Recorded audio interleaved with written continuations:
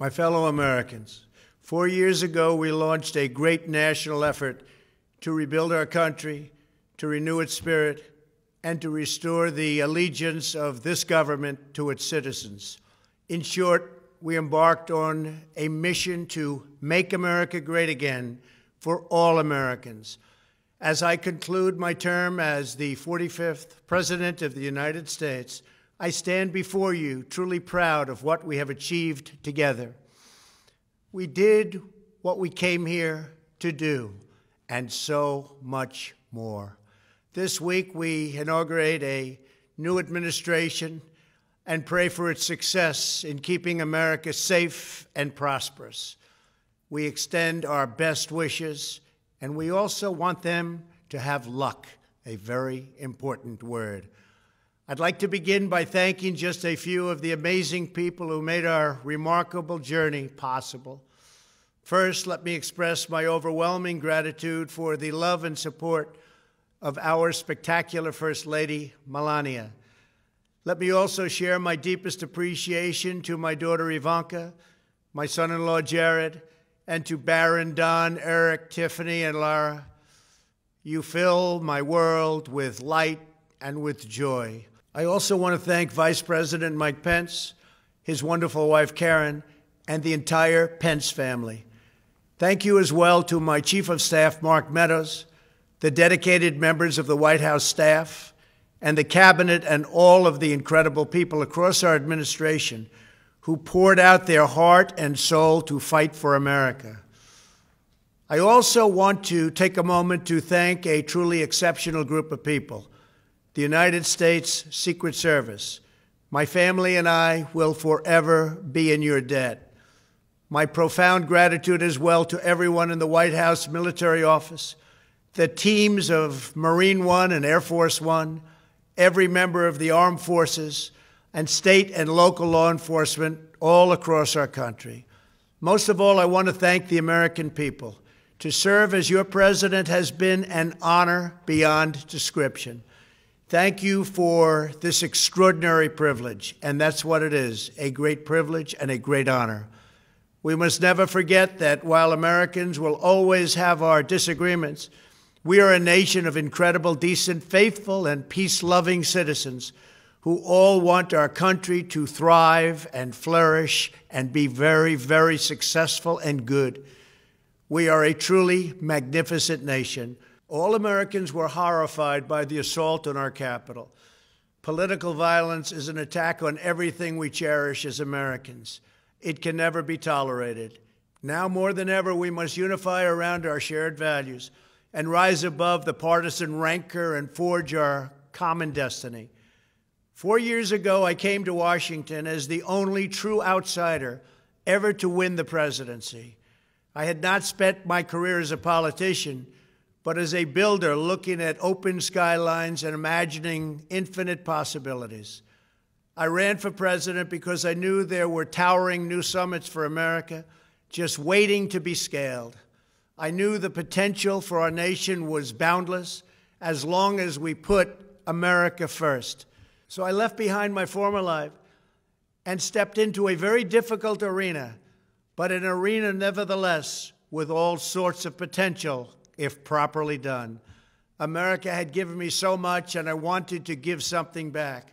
Together with millions of hardworking patriots across this land, we built the greatest political movement in the history of our country. We also built the greatest economy in the history of the world. It was about America first because we all wanted to make America great again. We restored the principle that a nation exists to serve its citizens. Our agenda was not about right or left. It wasn't about Republican or Democrat, but about the good of a nation, and that means the whole nation. With the support and prayers of the American people, we achieved more than anyone thought possible. Nobody thought we could even come close. We passed the largest package of tax cuts and reforms in American history. We slashed more job-killing regulations than any administration had ever done before. We fixed our broken trade deals, withdrew from the horrible Trans-Pacific Partnership and the impossible Paris Climate Accord, renegotiated the one-sided South Korea deal, and we replaced NAFTA with the groundbreaking USMCA. That's Mexico and Canada, a deal that's worked out very, very well. Also, and very importantly, we imposed historic and monumental tariffs on China, made a great new deal with China. But before the ink was even dry, we and the whole world got hit with the China virus. Our trade relationship was rapidly changing. Billions and billions of dollars were pouring into the U.S., but the virus forced us to go in a different direction. The whole world suffered, but America outperformed other countries economically because of our incredible economy and the economy that we built. Without the foundations and footings, it wouldn't have worked out this way. We wouldn't have some of the best numbers we've ever had. We also unlocked our energy resources and became the world's #1 producer of oil and natural gas, by far. Powered by these policies, we built the greatest economy in the history of the world. We reignited America's job creation and achieved record-low unemployment for African Americans, Hispanic Americans, Asian Americans, women, almost everyone. Income soared, wages boomed, the American dream was restored, and millions were lifted from poverty in just a few short years. It was a miracle. The stock market set one record after another, with 148 stock market highs during this short period of time, and boosted the retirements and pensions of hardworking citizens all across our nation. 401ks are at a level they've never been at before. We've never seen numbers like we've seen, and that's before the pandemic and after the pandemic. We rebuilt the American manufacturing base, opened up thousands of new factories, and brought back the beautiful phrase, "Made in the USA."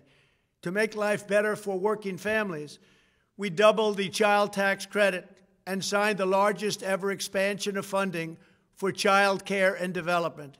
We joined with the private sector to secure commitments to train more than 16 million American workers for the jobs of tomorrow. When our nation was hit with the terrible pandemic, we produced not one, but 2 vaccines with record-breaking speed, and more will quickly follow. They said it couldn't be done, but we did it. They called it a medical miracle, and that's what they're calling it right now, a medical miracle. Another administration would have taken 3, 4, 5, maybe even up to 10 years to develop a vaccine. We did it in 9 months. We grieve for every life lost, and we pledge in their memory to wipe out this horrible pandemic once and for all. When the virus took its brutal toll on the world's economy, we launched the fastest economic recovery our country has ever seen. We passed nearly $4 trillion in economic relief, saved or supported over 50 million jobs, and slashed the unemployment rate in half. These are numbers that our country has never seen before. We created choice and transparency in healthcare, stood up to Big Pharma in so many ways, but especially in our effort to get favored nations clauses added, which will give us the lowest prescription drug prices anywhere in the world. We passed VA choice, VA accountability, right to try, and landmark criminal justice reform. We confirmed 3 new justices of the United States Supreme Court. We appointed nearly 300 federal judges to interpret our Constitution as written. For years, the American people pleaded with Washington to finally secure the nation's borders. I am pleased to say we answered that plea and achieved the most secure border in U.S. history. We have given our brave border agents and heroic ICE officers the tools they need to do their jobs better than they have ever done before, and to enforce our laws and keep America safe. We proudly leave the next administration with the strongest and most robust border security measures ever put into place. This includes historic agreements with Mexico, Guatemala, Honduras, and El Salvador, along with more than 450 miles of powerful new wall. We restored American strength at home and American leadership abroad. The world respects us again. Please don't lose that respect. We reclaimed our sovereignty by standing up for America at the United Nations and withdrawing from the one-sided global deals that never served our interest. And NATO countries are now paying hundreds of billions of dollars more than when I arrived just a few years ago. It was very unfair. We were paying the cost for the world. Now the world is helping us.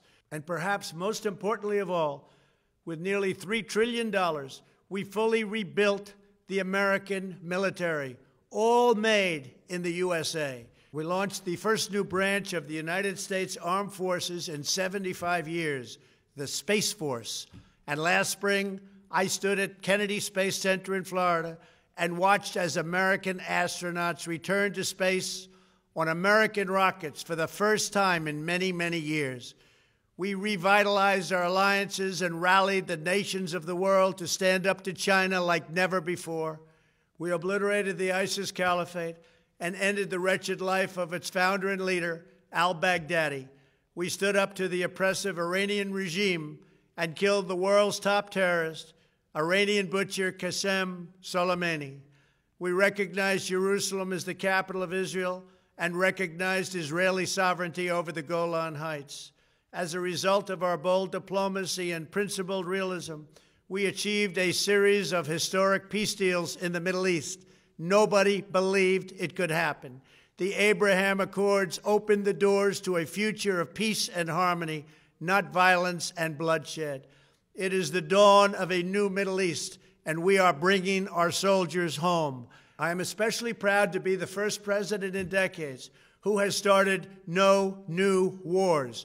Above all, we have reasserted the sacred idea that in America, the government answers to the people.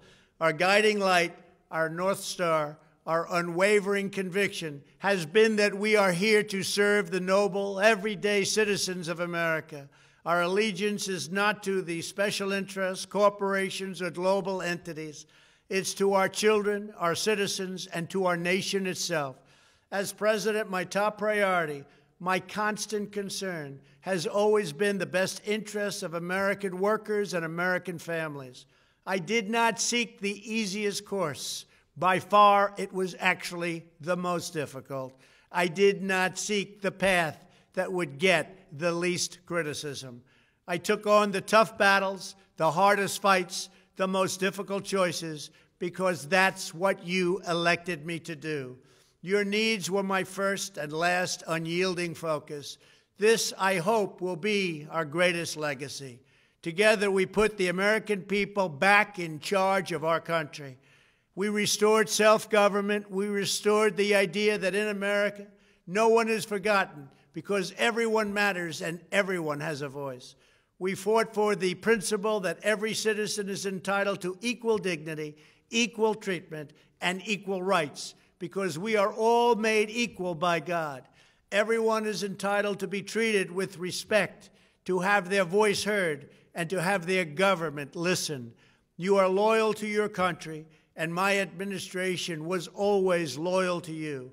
We worked to build a country in which every citizen could find a great job and support their wonderful families. We fought for the communities where every American could be safe and schools where every child could learn. We promoted a culture where our laws would be upheld, our heroes honored, our history preserved, and law-abiding citizens are never taken for granted. Americans should take tremendous satisfaction in all that we have achieved together. It's incredible. Now, as I leave the White House, I have been reflecting on the dangers that threaten the priceless inheritance we all share. As the world's most powerful nation, America faces constant threats and challenges from abroad. But the greatest danger we face is a loss of confidence in ourselves, a loss of confidence in our national greatness. A nation is only as strong as its spirit. We are only as dynamic as our pride. We are only as vibrant as the faith that beats in the hearts of our people.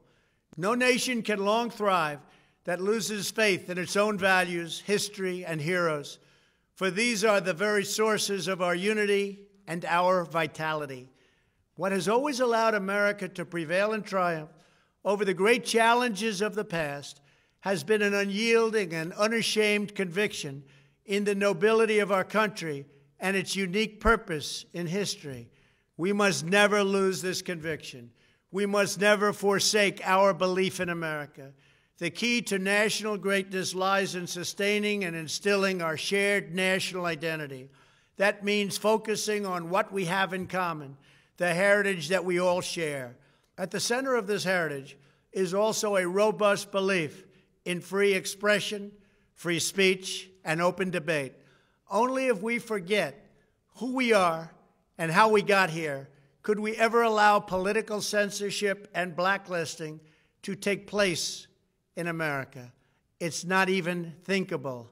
Shutting down free and open debate violates our core values and most enduring traditions. In America, we don't insist on absolute conformity or enforce rigid orthodoxies and punitive speech codes. We just don't do that. America is not a timid nation of tame souls who need to be sheltered and protected from those with whom we disagree. That's not who we are. It will never be who we are. For nearly 250 years, in the face of every challenge, Americans have always summoned our unmatched courage, confidence, and fierce independence. These are the miraculous traits that once led millions of everyday citizens to set out across a wild continent and carve out a new life in the Great West. It was the same profound love of our God-given freedom that willed our soldiers into battle and our astronauts into space. As I think back on the past 4 years, one image rises in my mind above all others. Whenever I traveled all along the motorcade route, there were thousands and thousands of people. They came out with their families so that they could stand as we passed and proudly wave our great American flag. It never failed to deeply move me. I knew that they did not just come out to show their support of me. They came out to show me their support and love for our country. This is a republic of proud citizens who are united by our common conviction that America is the greatest nation in all of history. We are and must always be a land of hope, of light, and of glory to all the world. This is the precious inheritance that we must safeguard at every single turn. For the past 4 years, I have worked to do just that. From a great hall of Muslim leaders in Riyadh to a great square of Polish people in Warsaw, from the floor of the Korean Assembly to the podium at the United Nations General Assembly, and from the Forbidden City in Beijing to the shadow of Mount Rushmore, I fought for you, I fought for your family, I fought for our country. Above all, I fought for America and all it stands for, and that is safe, strong, proud, and free. Now, as I prepare to hand power over to a new administration at noon on Wednesday, I want you to know that the movement we started is only just beginning. There's never been anything like it. The belief that a nation must serve its citizens will not dwindle, but instead only grow stronger by the day. As long as the American people hold in their hearts deep and devoted love of country, then there is nothing that this nation cannot achieve. Our communities will flourish, our people will be prosperous, our traditions will be cherished, our faith will be strong, and our future will be brighter than ever before. I go from this majestic place with a loyal and joyful heart, an optimistic spirit, and a supreme confidence that for our country and for our children, the best is yet to come. Thank you and farewell. God bless you. God bless the United States of America.